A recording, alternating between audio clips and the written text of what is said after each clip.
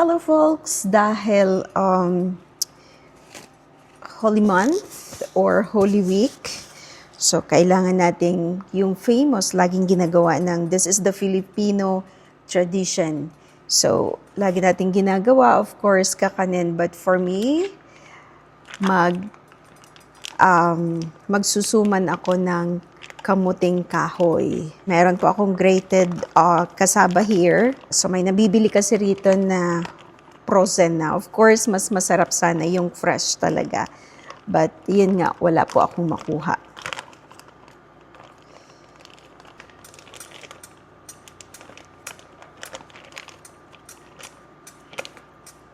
So, I have 2 packs of grated cassava. And then, meron din po tayong shredded young coconut dito. So, ilalagay lang po natin. I-mix lang natin siya lahat. And, meron po akong muscovado na sugar.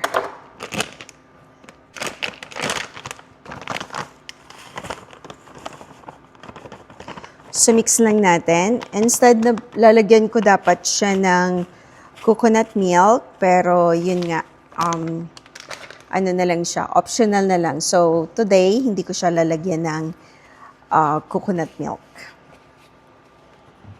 Yan na siya.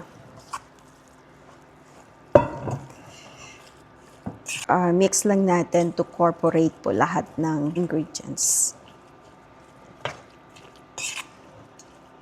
Right, so balutin na natin siya guys. Meron ako ditong banana leaves.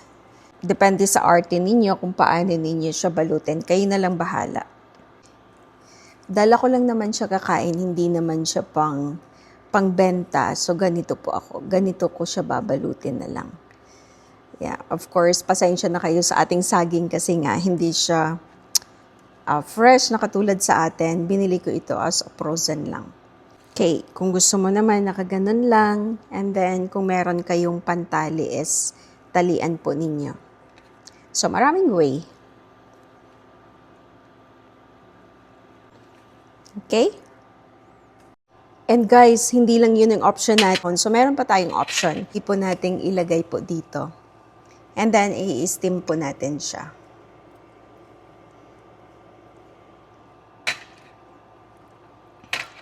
So, I have 2, 4. Meron akong 6 cups here. You see, pag meron po kayong salad master, ang dami talagang way na pwedeng ninyong gamitin. And alright, so isa lang na natin siya. I'm using 11 inch. So, i-steam na po natin while sinasalang po natin. So, continue tayo. Babalutin na natin yung ating natirang kamuting kahoy na suman.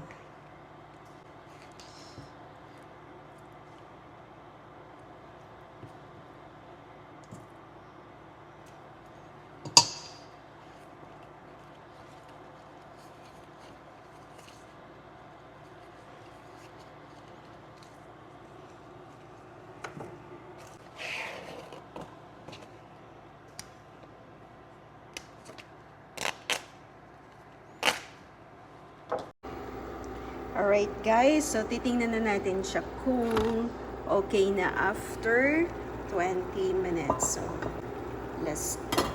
let us check. Wow, perfect. Tingnan niyo yun ah.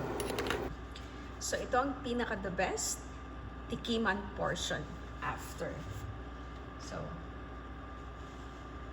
wow. Guys, look at this. Of course, dahil mainit siya. And I'm excited na pantay yung tong. So, dapat may tong kasi dito. So, I'm using ano na lang, paper towel. Look at this one. Oh my God! Ang galing! Alam mo yan, pag may mga diabetes ka na hindi ka na ina-avoid nyo ang sugar, kahoy at starch, alam natin yan, right? So, mga ganito guys, konti-konti lang. At least yung may mga diabetes dyan, hindi po ninyo kailangan talagang as in kain. Yung tikim-tikim lang. Mmm.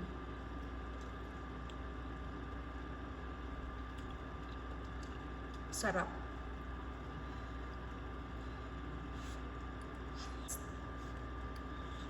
Mmm. I hope sa inyo may mga kakanin kayo dyan, and ito yung aking hinanda during Holy Week. Nakita naman ninyo, right, yung nasa Salad Master egg cups siya. So ngayon, of course, I'm using 11th inch again. Of course, may rack sa taas. So, ilalagay na natin yung binalot. So, tatakpan na natin, guys, for 15 to 20 minutes again. Salad Master, healthy, convenient, and easy. But for now,